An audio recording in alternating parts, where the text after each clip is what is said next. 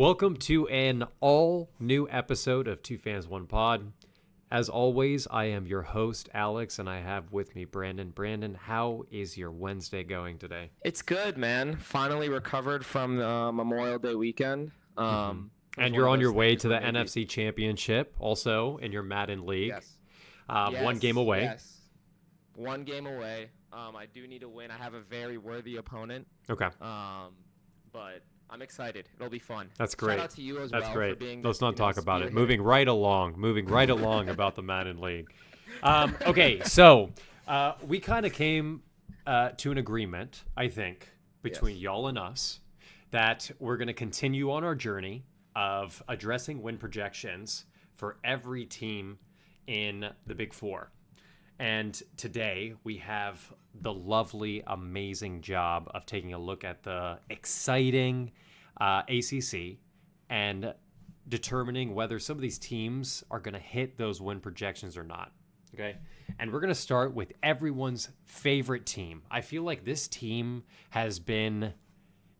they've been deserving. They've been deserving of some winning seasons. Miami. Weird win projection, 8.5 wins. Tell me what you see with Miami, Brandon. Like you're saying, I feel like it's one of those teams that everybody's always rooting for. Everybody's hoping for the best with them. I know that they lost, the number one pick in the draft, Cam Ward, which was a huge deal. But they did replace that with Carson Beck. A lot of people, have their own opinions about him, whether he's the guy or not. I think he's very talented. Do I think he can be, one of those QBs who makes a lot of boneheaded decisions? Absolutely. But yeah, I do think that he's going to be able to make a good turnaround with Carson Beck. And their schedule doesn't look too difficult, in my opinion, upon first glance. Their win total's at 8.5. When you look at their home games, their tough ones look like Notre Dame, Florida. They got Louisville, Syracuse, which they lost to last year. That was a, disappointing loss for sure, especially with that team. That seemed like they had it all covered. And then the away games, FSU, SMU, Tech, and Pitt. Now, as far as the squad goes, when I look at them on both sides of the ball, there is some continuity there. They have a top 10 O-lineman in Francis Manua, I believe is how you pronounce his name. He's really good. He's one of the best O-linemen in the country. And then on the defensive side of the ball, they have a lot of guys coming back, specifically Ruben Bain, Wesley Besanth, OJ Frederick, and they also add a lot of depth to their secondary, which was a big deal, something that they were lacking on. Mario Cristobal even said in his interview with Josh Pate that, they fell apart on the defensive side of the ball just time and time again. And they were playing one of those games where they were trying to put as many points they can on the board and fear that the other team could catch up, which was, that was part of the reason why Miami was so fun to watch last year, was because of how many close and exciting games they had. But I do feel like this team, is going to make the right step in hitting the over on that 8.5. They did bring the defensive coordinator from Minnesota, who's a guy that, he was one of the best in the country. They only allowed 17.5 points per game, held opponents under 20 points 8 times in 2024. So I'm excited to see, what they're able to do. Mario Cristobal is going into his 4th year with Miami. He's 22-16. Against top 25 teams, he's 4-6. I'm going to list out everyone leaving, okay? That's important. Within reason, please don't come at me when I say the word important. I just want to read some accolades that Cam Ward had, okay? What did he walk away with? Record for season passing yards. Obviously, that's easy. Actually beat by 700 yards. Record for season passing touchdowns. Record for total offense in a season. Record for total offensive touchdowns in a season. Xavier Restrepo had the following accolades. Record for career receptions in a single season. He was second in single game receptions. Highest career receiving yards in Miami history, and 4th in single season receiving yards. That's just 2 people. That's me going through 2 people. That's their starting wide receiver and starting quarterback. One of them got taken in the first round. One of them went undrafted. Story for another time. I think you have a lot of space to fill. Carson Beck, they did great. I just watched that video of this kid with police showing up at his house and interviewing him about his cars getting stolen. Not having the best time in Miami, but let's look at it from a quarterback point of view. Last time we had a quarterback with talent go into Miami, he did well. What should have won the Heisman. I just think it's too much. Carson Beck, obviously, it's huge that they were able to get him, but they still lost Isaiah Horton, who was next in line to step up as wide receiver 1. So I'm just worried that they won't be able to produce at the level of offense that they did last year. That being said, also, they did pick up Minnesota's defensive coordinator, who is very good defensive coordinator. Obviously, Brandon went through all of the stats he had from last season. The question is, will it translate into Miami? Do they have the right defensive players for the defensive scheme that he plans on running? I'm not entirely sure. So this is kind of a guess and feel. 8.5 wins is way too high for something where I'm guessing and feeling. 9 wins? I know what you said. Their schedule's not hard. I understand they're hosting Notre Dame. That's going to be difficult. I'm so sorry. You're starting off with a very difficult schedule. FSU is not the same team that they were last year. And they're going on the road at Tech and Pitt. Both of those games are going to be difficult. They were difficult last year for Cam Ward. Granted, it was a defense. I don't know. I don't think they hit it. Tell me, do you think that they hit the 8.5? I do think that they hit the 8.5. And I do just want to harp on them a bit more.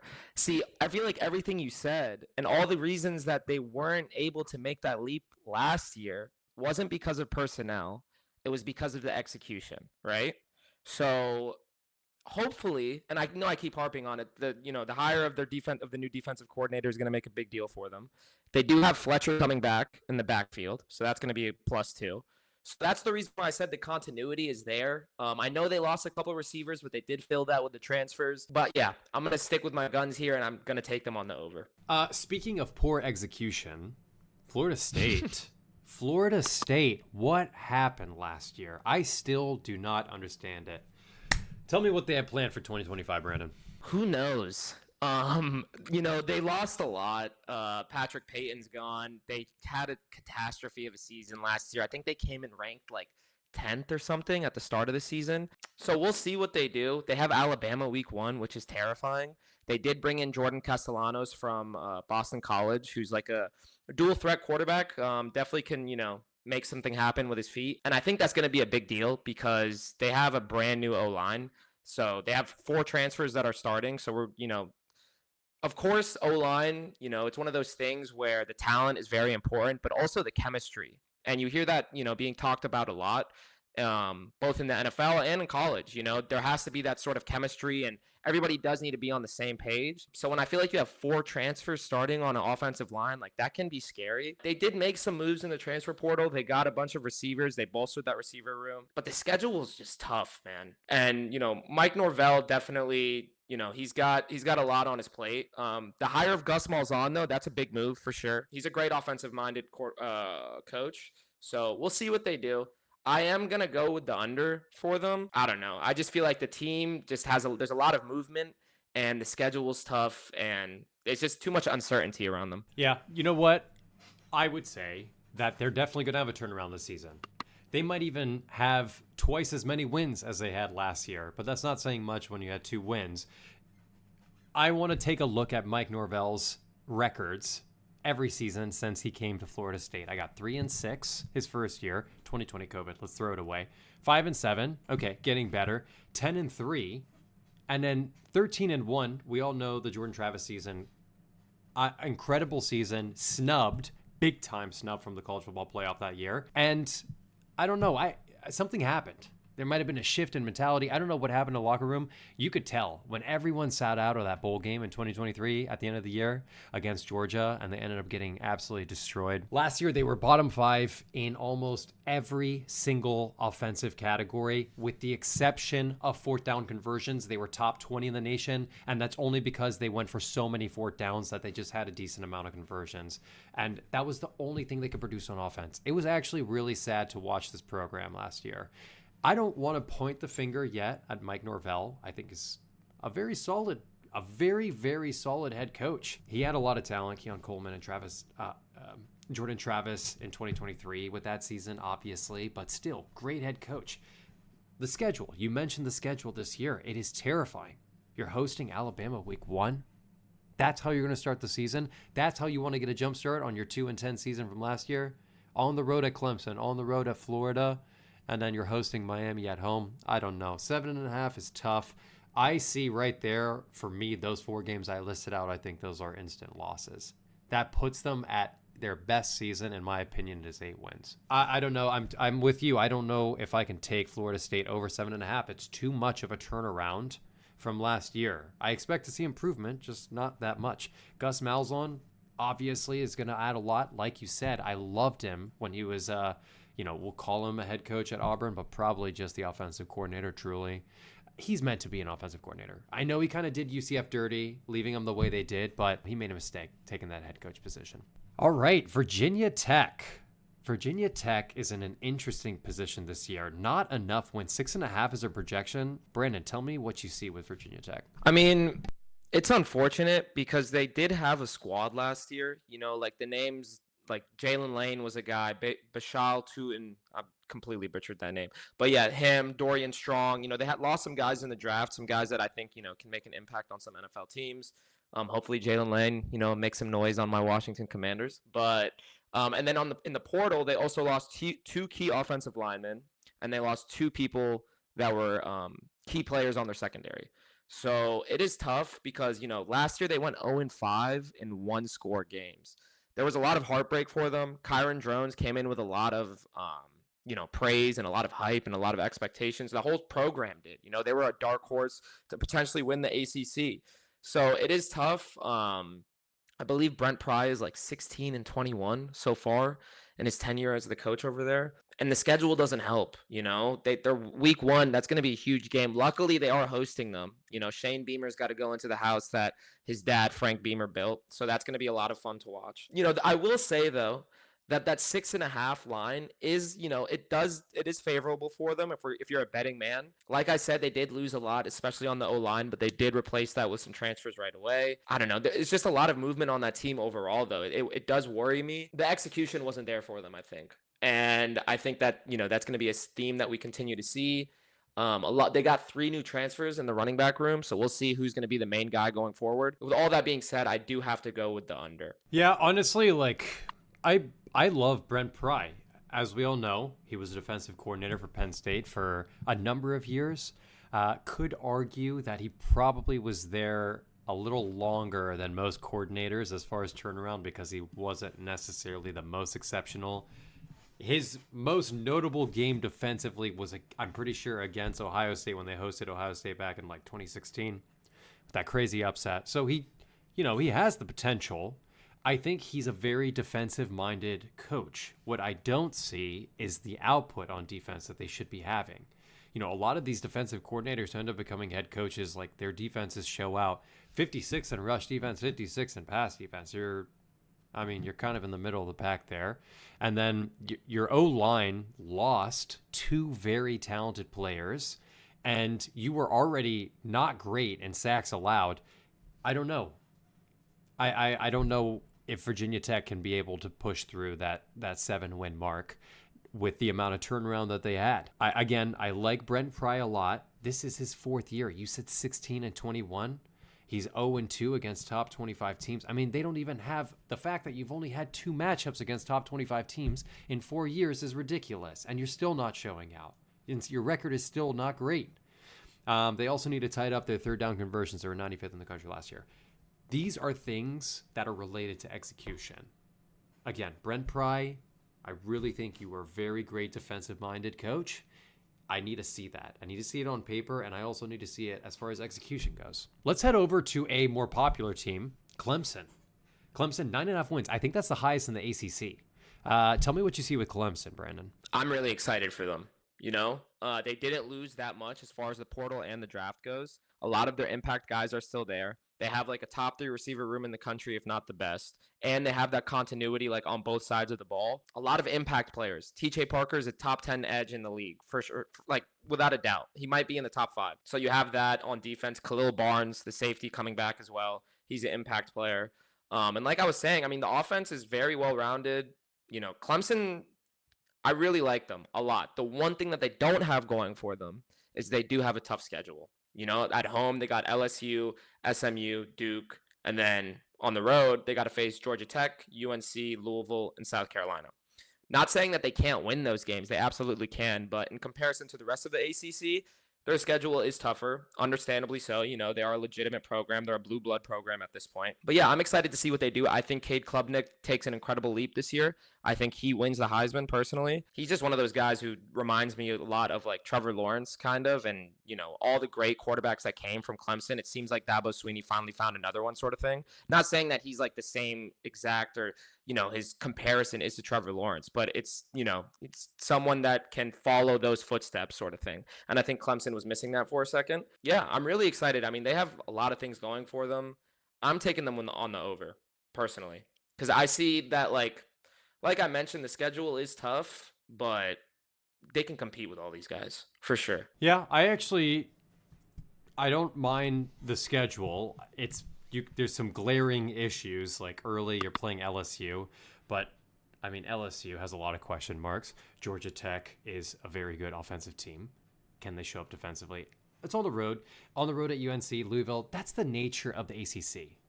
When you don't have a lot of schools that are in that elite tier, you don't really have a lot to look forward to. What's their biggest game of the season? In my opinion, probably South Carolina, and it's not even a divisional game. Or it's not even a conference game, I should say. I love Dabo Swinney. He's tried. He's proven. I had Clemson as number 2 on my preseason top 25 for a reason. 90% of it is the coaching. Cade Klubnik, he's a gritty guy. He showed out in the playoffs, even though they lost. He showed out big time in the game against Texas, and he showed a lot of grit. I have a lot of respect for him. I think Dabo's going to use him properly as he has. And that's the thing about Dabo. Everybody was shaming this guy this time last year because he didn't do shit in the portal. And now you basically have this guy who's tinkering a little bit. Okay, cool. I lost Phil Maffa. I lost Barrett Carter. I lost, he lost a D tackle to Michigan. I think that was the only guy who had snaps so far for Clemson, Trey Williams. But, I mean, let me pick up this. Will Held, D end. Let me fill the gaps as best I need. They added Tristan Smith to an already stacked wide receiver class. So 9.5 wins, in my opinion, is disrespectful. I have them on the over too. There is no way, no disrespect to the ACC, but there is no way that Clemson is struggling with this schedule. There will be some close games, don't get me wrong. Kevin Jennings and SMU coming to town. Darian Mensah with Duke is coming to town too. I mean, you have people who are talented coming, but it's Clemson. It's Dabo Swinney and Death Valley. I mean, anyway. So Clemson, 10 wins plus for sure. Lock it, hammer it. Let's head to a team that I would say is the most exciting to get prepared to watch for, and that is UNC. Bill Belichick's first year in the college landscape. Tell me what you think.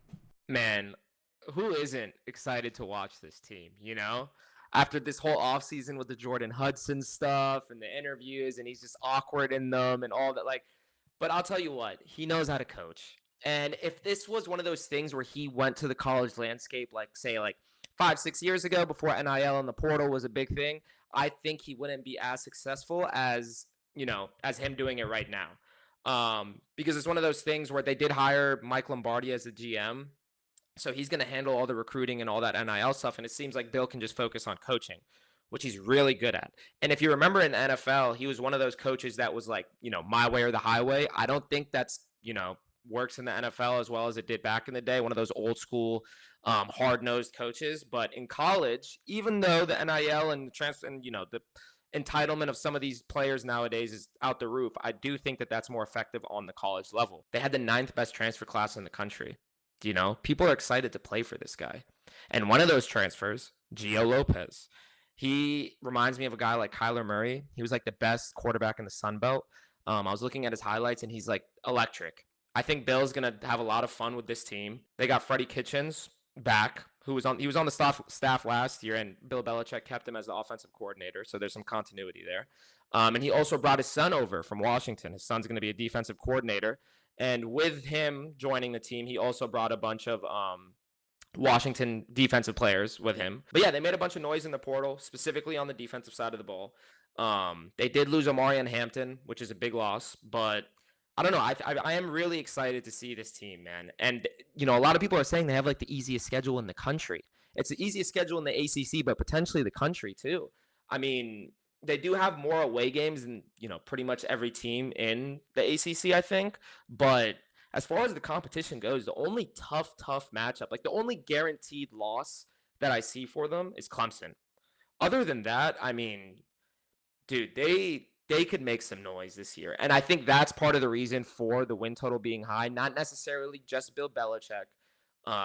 Because, first year joining a program is always tough. It's never going to be, no matter who you are, it's never going to be, easy. But the schedule is really in their favor, man. And last year they went 6-7. So 7.5. I mean, I'm taking the over, man. I'm rocking with Belichick. Like, I can't wait to watch this team.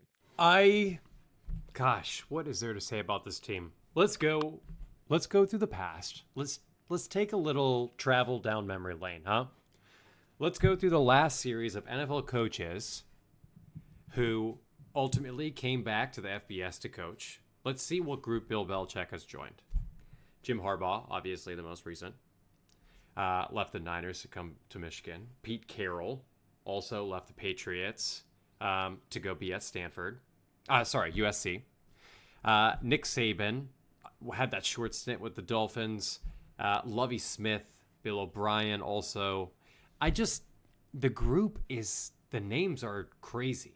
They're so good, actually. You have these like pretty defensive names in there too, heavy defensive names, heavy hitters. And now it has Bill Belichick, unfortunately, in the mix. What does that mean for the state of UNC? I have no clue. And there's way too much turnover, in my opinion, for this, for me to be able to put my fist down and be like, yeah, they're going to get 8 wins. I am not comfortable doing that. And I'm very surprised that you are too. I'm also very sussed out by the fact that their win projection is at 7.5 to begin with. That is a very low number considering they might have the easiest schedule in the ACC. And I am taking a second look at it. Richmond, Charlotte, UCF, Syracuse, UVA, Stanford. It really is an easy schedule. The nature of ACC, let's take it with a grain of salt. Because is UNC good enough to get guaranteed wins? You think first year Bill Belichick's going to have a guaranteed wins against Charlotte, and you think he's going to have guaranteed wins against UVA and guaranteed wins against Stanford? No. Stanford puts up a fight every year. They had 4 wins last year. They battled in every single one of them. And UNC is they're prone to make mistakes. Offensive shootouts with no defense. You think that's going to change? I don't know. I kind of like them on the under here. 7.5 is a little too high for me. Sorry, Bill. La-di-da. That one hurts. I just can't. I can't get behind them. I can't get behind them. Not yet. I need production. SMU, 8.5 wins. Also pretty high. ACC championship berth last year. Talk to me about SMU. Yeah, I mean, Kevin Jennings, that's the main guy. He made a lot of noise throughout the season as the season continued. The playoffs were tough for them. They were able to make the playoffs, which is huge for that program, but that was a tough outing for them. The schedule doesn't look overly difficult upon first glance. I do see that they got Miami at home. Baylor's always, a capable program. And then on the road, they got Clemson. And yeah, those are really Louisville's also, that's a team. I'm a big fan of Louisville. But, sticking with SMU, they did a good job in the portal. I know they lost a lot of guys, too, to the draft and to the portal. Rashard Smith, one of the keys of their offense. He's gone. He's on the Chiefs now. They did get Chris Johnson Jr., who transferred in from Miami. Big fan of him. Speedster, just absolute dog. And they also got TJ Harden. So they kind of have like a committee situation going on over there, at least until they figure out who their main guy is going to be. They also made a lot of moves on defense, particularly on the D line. A lot of movement there, a lot of, studs on there. But the depth of the secondary is a concern, I would say. But yeah, I don't know. It's one of those things like, I keep saying it, and I feel like that's one of, the main things that I focus on when it comes to the success of a program going into the season is the continuity and the chemistry. We'll see what they're able to do because they are missing a lot. Daylon Singleton, true freshman. He's going to be the slot receiver for them. A lot of, expectations for him, I'm sure. I'm sure people are excited to see what he's able to do, especially if he's going to start off right away. But I'm going to have to go with the under here, just considering all that. So SMU, I'd also like to take a trip down memory lane a little bit. This is way before our time, but before SMU was hit with sanctions, they were elite. They were a powerhouse team. For obvious reasons, they were paying all their players. Fast forward to today, and they are competing for championship games again. They were in the ACC championship last year. They won the American Athletic Championship 2 years ago. I mean, this team is back. I think this team is back. Is SMU back? They might actually be back to elite status. Is Kevin Jennings why? I do not think so. It's Rhett Lashley. Kevin Jennings apparently was able to secure a captain's badge halfway through the season because of the way he's able to bring the locker room together. So I think this guy has, he's got intangibles beyond just that crazy ability to be a wizard on third down. Look at it from the other side. I mean, completely fell apart against Penn State on the road in the college football playoffs. So does he have the ability to put up a fight and win games? Yeah, I've seen it. I've seen it many times before in the ACC championship, also against Clemson, put up a serious fight. But they need to win. They have to win big games. And you know what? When you're in the ACC, there's only like 1 or 2 big games anymore, right? So they need to put a mark. And if they want to have another appearance in the ACC championship, they definitely will need 9 wins. And I think they will. For the same reason that I know Clemson's going to hit the over, and that's because there's just not a lot of competition in the ACC. SMU can get 9 wins. You know it, and I know it. Take SMU on the over. Louisville. Louisville. Tell me what you feel about Louisville. I like this team a lot. I didn't realize how much I liked them until, you and me started like prepping for this episode. Isaac Brown is sick. He is a top 10 running back for guaranteed. I think he came in as a 3-star too. True freshman last year, got 1,100 yards as a true freshman. 7 yards a carry is what he averaged. I think he had like 30 runs that like went for more than 30 yards or something, and he had like 170 carries. So you're talking about 30 of those were like explosive runs. Like, this guy's a stud. I'm not the biggest fan of Tyler Shook. I like that they got Miller Moss in there, even though the experiment with Lincoln Riley didn't work. I do think Miller Moss is still a talented quarterback for sure. And then what did they do? They added so much talent to the offensive line. So I'm really excited to see what this team does. I'm looking at their schedule right now, and their win total 8.5 is a high. That is a higher win total. But considering the schedule, I could see it being doable. There's going to be a lot of close games for sure. Dang, I don't know actually, because they got Clemson, Kentucky at home. And then they got Miami, SMU, and Tech and Pitt on the road. Those road games are going to be tough. Man, I want to take them on the over. I really do, but I'm going to go under, unfortunately. I think the offense is going to be explosive. I think they're going to have some close games, but I'm rocking with the under. I like the under too, actually, here. Jeff Brom is he's going into his 3rd year. 19-8 record so far, competing for the ACC title in 2023. That was his first year. Honestly, 2 very solid seasons. Also had 2 very solid seasons to close out his Purdue tenure. So I like Jeff Fromm a lot. I think he's a great head coach. Miller Moss gets added to your roster. You have a good quarterback now. You have a great thrower. You need to figure out how to address his mistakes and his turnovers. If you can figure out how to address those mistakes, you'll have more success than Lincoln Riley and USC did. So I do like Isaac Brown as well. I'm just, again, the schedule is not very difficult. It's really not. You only have 4 away games to begin with, but you're also playing like Eastern Kentucky and JMU at home, Cal at home, Kentucky at home. I mean, there's like your games that you're even question marking where it's Boston College and Clemson, those are also at home.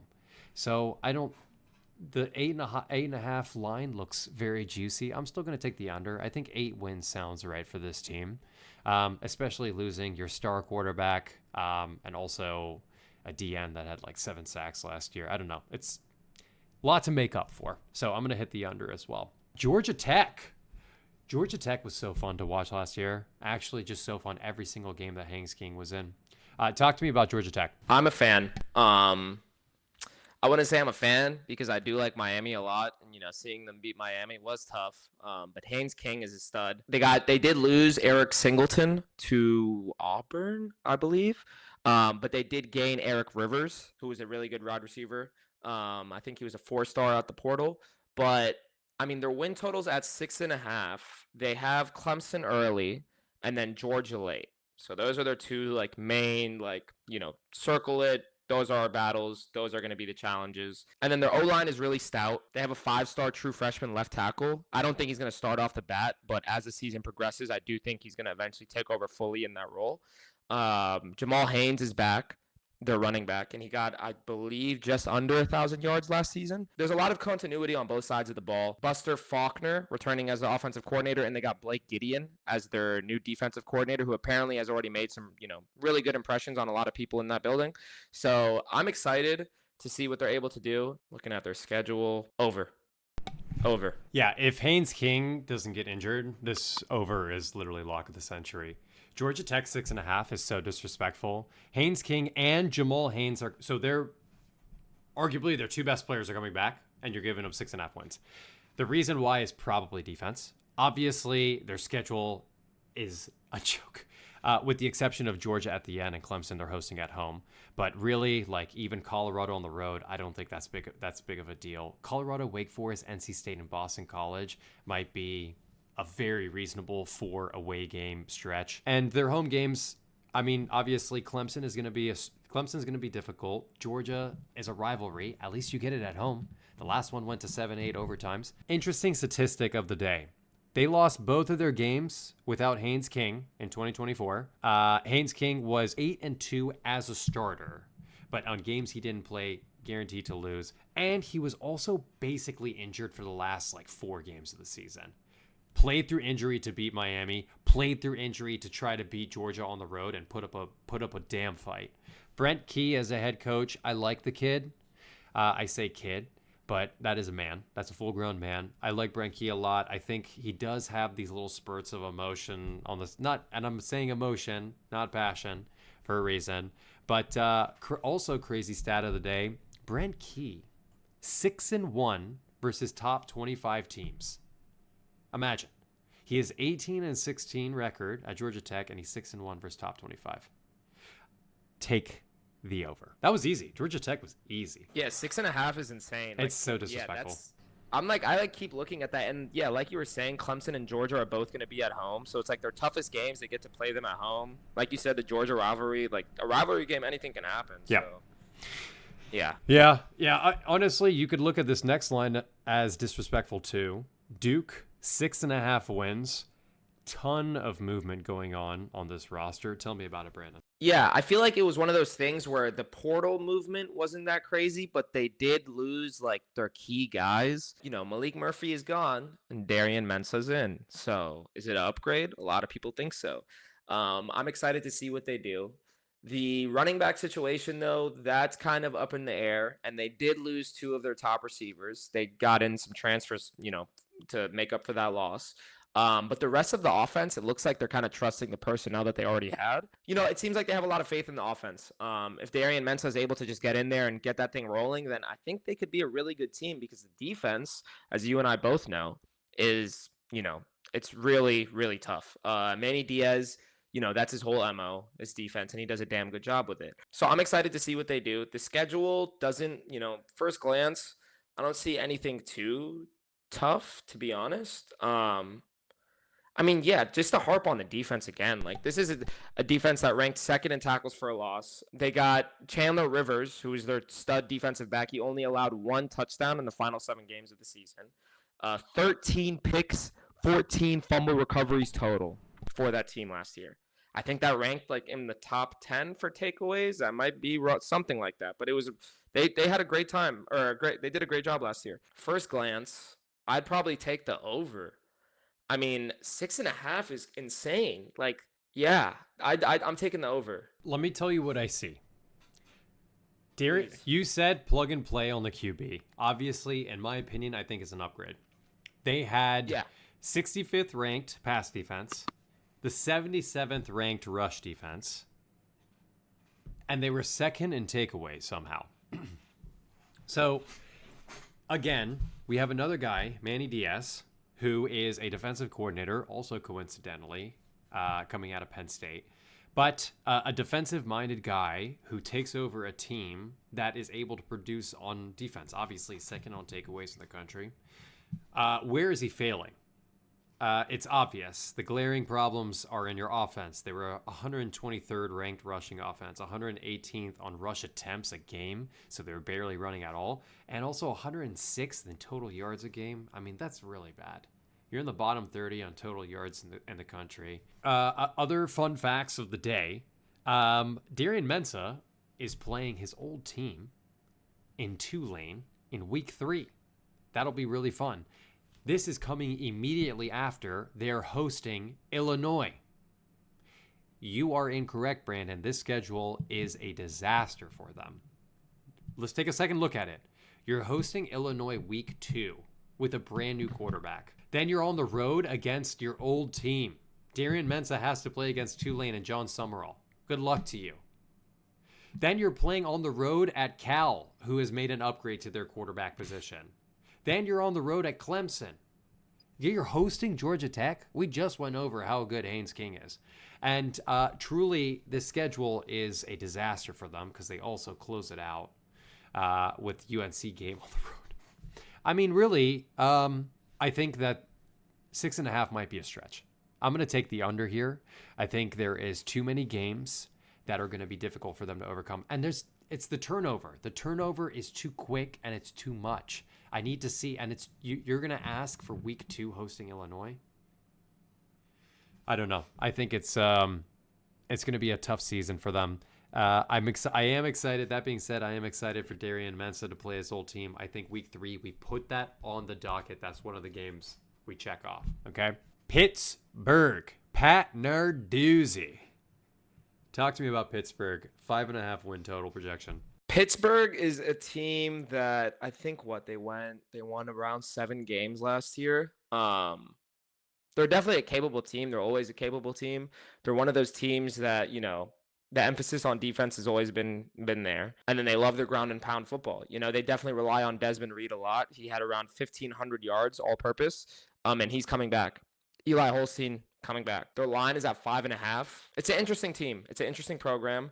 They didn't go too crazy in the portal, I believe. So it's going to be one of those things where I think a lot of their games will be close, a lot of toss-ups for sure. But off of first glance, I personally would take the under. And reason being, they had these guys last year. I know Eli Holstein battled injuries, but they didn't really make that much noise last year either. And they have some tough opponents on their schedule as well. Miami, Notre Dame at home, Louisville, and then on the road. We'll see how FSU is this year, but they got FSU and Georgia Tech. And then the rest of their games, I mean, they could easily go either way. They could lose against NC State. They could lose against Boston College, maybe. That could be an upset. Syracuse, that was a program that looked really good last year as well. So based on their opponents and just like kind of the roster as a whole, yeah, I'd probably go with the under. The under and puts the line them. is low, and I understand that. You know what I mean? But I think I could see them getting about 5 wins. It's 5 wins. The last time that he got 5 wins or less was 2023. So he went 3-9, and then the last before that was 2017. So across his tenure, which he's coming up on, I believe, his 11th season, I want to say, Pat Narduzzi's been there for a minute, but he's only had 2 losing seasons. I would not be surprised if they finish right at 6-6. Honestly, this is a 6-6 team, and it will continue to be. 93rd on rush offense, 117th on rush play percentage. Their pass defense was super mediocre this year, 119th on pass defense, 86 on points defense. This team that is normally consistent on defense is just not there. Pat Narduzzi, again, another defensive guy, and he's just, I don't know, maybe he's falling off. Maybe he doesn't have it in him anymore. The one thing that they did well last year was they were top 20 on total rush defense, which they're going to be every year. Eli Holstein also dealing with injury, coming off of injury to finish off the end of the season. Now, weird situation. That guy, Nate Yarnell, who basically came and stepped in for Pittsburgh while Eli Holstein was injured, actually put up decent numbers, and he transferred out too. So their QB room is looking real thin. So I think they're banking on Eli Holstein this year. Pat Narduzzi, his record with his tenure at Pittsburgh is 72-56. Pretty impressive, but he's 6-17 versus ranked opponents. I don't know. Those numbers, it just looks like a 6-6 team all the way. I'll take him on the over, but it's going to be by barely any. Ooh, let's finish strong. Boston College. Boston College. I actually love this program for a multitude of reasons. 5.5 wins is a little disrespectful. Talk to me. Yeah, that is a lower win total. Bill O'Brien's going into his second year.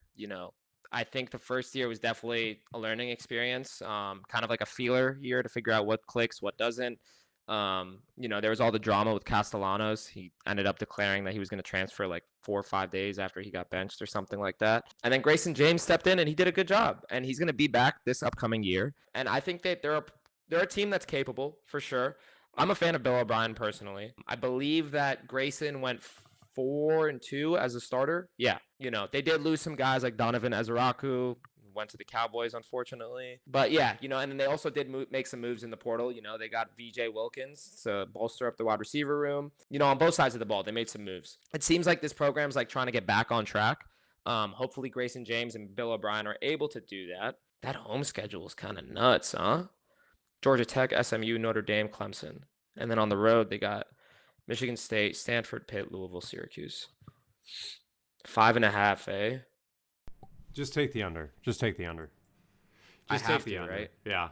There's too much going on. There's too much drama with the program right now between Tommy Castellanos, and then they also lost 2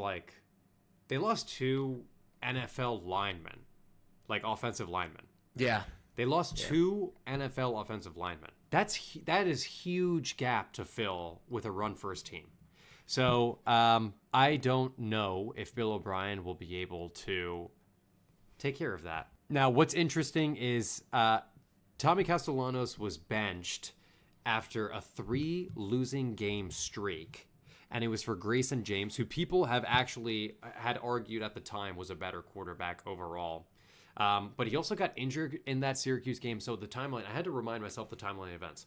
Comes in for an injured Tommy Castellanos, plays well, and then ends up having his own little win streak. James ends up being 4-2 as a starter. Then Castellanos, after getting benched in that Syracuse game, 5 days later, he announces his intent to transfer. It's like so disrespectful. And what that leads me to believe is that Bill O'Brien does not have control of that locker room, and they don't respect him. He on the theme of Penn State coaches, he was a Penn State coach for a number of years, and he kind of ditched.